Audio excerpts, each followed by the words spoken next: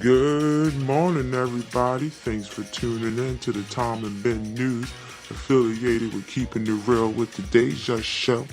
All right, Happy New Year 2018. We made it, bitches. Okay, sorry for the ignorant person next to me. You know, he always gotta be cursing. He didn't get that niggatron out of him yet. Well, Happy New Year, everyone, 2018. And today's topic is Trump against Banner. Now let's roll the clip and get the show started.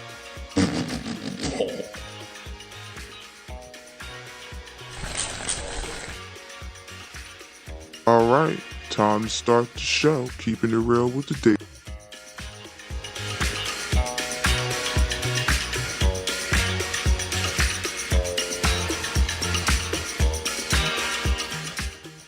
Alright, Happy New Year's. Welcome back to Keeping It Real with the Deja Show.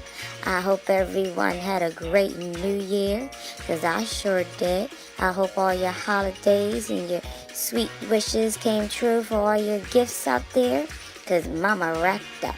Alright, enough about me. I would like to say Happy New Year's and Happy Holidays to everyone and their family out there from the Deja family.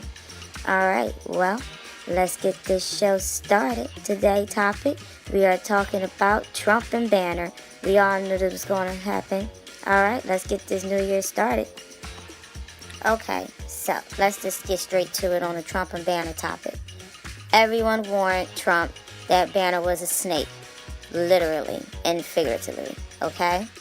Now, if you see in these pictures, this motherfucker is always looking at Trump with hatred in his eyes. You know what I'm saying? Trump's a Gemini. They hard-headed. You know what I'm saying? You got to pretty much kick them up the ass to really get them to fucking acknowledge and to listen to you. So, anyway, people warned Trump that Banner was an asshole, that he's a liar, manipulative. You know what I'm saying? Coincidentally, now that he got fired, he wants to come out with a book talking shit on Trump. I seen this with my eyes closed, okay? From far, far away. Now, this is some real shit here. I have an article that I'm about to read, and I want to know your feedback. I knew this motherfucker had something up his sleeve. Everybody warned Trump, but didn't listen. Now look at it. Now, before we get to the article and the clip from Fox and Friends, of course you know I got a clip to come with this shit.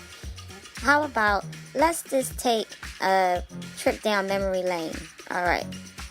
I swore people said this Banner was crazy, schizophrenic, bipolar, of course an habitual liar. I don't know what Trump was thinking when he hired this man. So now the story is Banner got caught, and he is, he played treason, which is death. So I guess he's going to be up to bat going to court soon. He decided to come out with a book, thinking that probably gonna save his ass, lying on Trump, telling shit that is nobody business about, you know, the conversations that's going on. Well, we about to see how this gonna play out. I'm on it all the way hard. So, okay. Trump lashes out at Steve Bannon. He lost his mind, Trump quoted. Trump said in a statement about Steve Bannon on Wednesday, when he was fired, he not only lost his job, he lost his mind. Which, we already knew that, but no one listens to us citizens.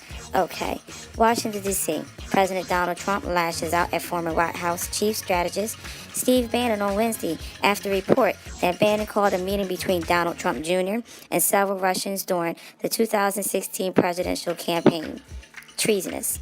Steve Bannon has nothing to do with me or my presidency. When he was fired, he not only lost his job, he lost his mind. Trump wrote it in a statement on Wednesday. I quote, "Now that he is on his own, Steve is learning that winning isn't as easy as I made it look," Trump added. Steve had very little to do with our historic victory, was delivered by the forgotten and men of this country.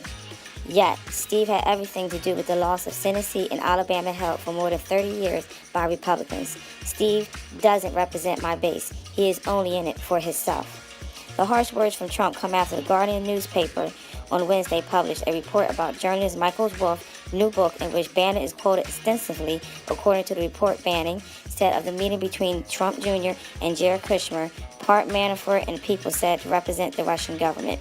Even if you thought that this was not treacherous or unpatriotic or bad shit, and I happen to think it's all of that, you should have called the FBI immediately. The report also says that Bannon is quoted in the book Fire and Fury Inside the Trump White House, which will be published next week, as saying that he believes the Mueller probe will focus on money laundering. You realize where this is going, Bannon told Wolf. According to the report, this is all about money laundering. Mueller's choose senior prosecutor Andrew Weissman first in his money laundering guide. Their path of fucking Trump goes right hand through Paul Manafort, Don Jr., and Jared Kushner. It is as plain as the hair on your face. Steve Bannon's right-wing website, Breitbart, also cited the Guardian report in a story published Wednesday. Michael Wolff, the author of the book, is a prominent media critic and a columnist who appears in the British GQ, The Guardian, and Hollywood Reporter. So you know there's going to be lies and lies on top of lies. Okay, so we're just going to leave it on that note, and we're all going to watch this story very closely. But till then, you know your girl Deja has a clip for you. So we're going to turn it over to Fox and Friends and enjoy the clip, and thanks for tuning in. Well, let's bring in Dana Lash, a nationally syndicated radio host of The Dana Show. Hey, Dana, good morning to you. Good morning. Good morning to you all. Well, we've got lousy weather here in New York, and there's a storm going on all the television channels right now, and all the newspapers. Everybody's talking about this new book by Michael Wolff that comes out next week, and he quotes, among other people, Steve Bannon, who was always a trusted aide, everybody thought, to President Donald Trump, and now, you know, he's had some very unkind things to say about people in the White House, and a whole bunch of other people have as well. What's your perspective on how people should look at this book? Well, first off, I'm not surprised at all that this has happened. In fact, I'm actually kind of shocked that it took this long for Steve Bannon to turn on President Trump and the administration, because that's who Steve Bannon is. He's an opportunist. This is an individual who likes to take credit for other people's success. He glommed onto Sarah Palin in the early days of her campaign. He glommed onto Andrew Breitbart. He glommed onto Ted Cruz, and he did the same thing with President Trump. He catches people as they're ascending or after they've already ascended, and then tries to claim credit for all of their accomplishments. So I've known the man for a long time. I have a history there, and so this is something that I, not just myself, but other former colleagues who were also there at the same time, who used to work for him, we've all seen this. But to this point, though, I know a lot of people are talking about whether or not they can trust Michael Wolff, and this guy seems to be untrustworthy and unethical. Steve Bannon trusted him enough to go and blab to him. Steve Bannon trusted him enough to let him in the inner sanctum and encourage other people within the Trump administration to talk to this guy. Steve Bannon claims to be a warrior against the media, but this is a guy who repeatedly has gone to the mainstream media to leak stories and to blab about the administration in an effort to undermine the president's foreign policy decisions. Now think about this. A guy who's supposed to be so strategic and so calculating actually robbed the president here as we go into 2018 of being able to start 2018 by discussing his huge victory with tax reform and how this is going to have to be the message that Republicans need to cling to for victories in the midterm elections coming up just several months, in the future here.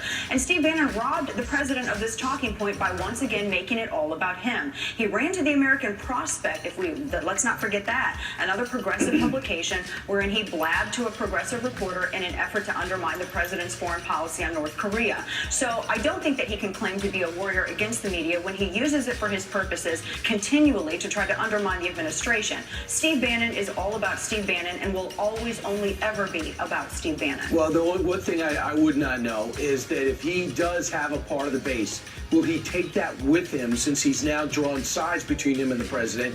And can the president afford to lose a part of that base to Steve Bannon? I don't think so. The president didn't need Steve Bannon to win, and the president doesn't need Steve Bannon to be successful. Steve Bannon's contribution to this is taking over a website that was created by a better guy and running it into the ground and making it a platform for the alt-right. Some commenters at this website are not going to be enough to bolster Steve Bannon's momentum. President Trump proved that he had a bigger nuclear button against Steve Bannon. You never go to war with a guy who will push back hard on you, and that's what we saw yesterday. Dana, we were watching the press poll earlier. We've been showing clips of the press poll asking Sarah Huckabee Sanders about, is he cavalier? Is he demented? What's going on with his mental health? You have Joy Behar, who says that he needs to be medicated and hospitalized. Listen to her comments and we'll get your reaction. Trump needs to be medicated and hospitalized at this point, or he is going to just kill all of us. And, you know, my feeling is that probably they're getting closer to him in the Mueller investigation. And that's what this is about, a lot of it. What's your reaction? Oh, I think Joy Behar ought to be thanking God as we go into 2018 that Donald Trump is president, because if he wasn't, what on earth would she talk about and why would people watch her? We only watch her because she says crazy, completely nutty things about the administration and about, I mean, really, she has nothing of substance to offer in terms of criticism about the president. And look at this. I mean, going into 2018, again, I just want to point everyone back to the fact that, you know, it was a very divided primary and it was a bitter general election. But this president has done a lot of things to bring people who were even most hesitant about him and about his abilities to the table and create, I think, one of the biggest tents that has been created in the Republican Party. And Joy Behar is terrified of that. All of them are, which is why they say things like this. So no, I actually enjoy watching her go off. I think if anyone needs to be medicated, it should be her. Well, we're just a couple of days into the new year, Dana, and on New Year's Day, Carson Wentz, who is the quarterback for Philadelphia, he posted an image on social media saying happy birthday to his dog, Mama Henley. He wrote, "We've been through a lot in 5 years, best dog and hunting buddy I could ask for." And as you can see right there, that is the dog as a puppy. Screen right, screen left is, as you can see, they had quite a good day hunting, and there are a bunch of dead geese right there that they got hunting. A number of people tweeted back to him, "Hey, we find that offensive." And then he, of course, defended himself. Alright, well, as we can see, I apparently let that clip go on a little bit too long. My bad. Alright, because we really don't give a fuck about somebody tweeting about their damn dog. There's more things going on in the world about war, famine, you know what I'm saying, people getting shot up. There's good shit out there too. I wish they put it on there more. I hate when all these news people put bullshit stories, false stories, corny stories, mind manipulating stories. Let's see what else we got out there. We got a lot of shit. More shit than what they putting out there. Corny ass tweeting about a dog. Anyway.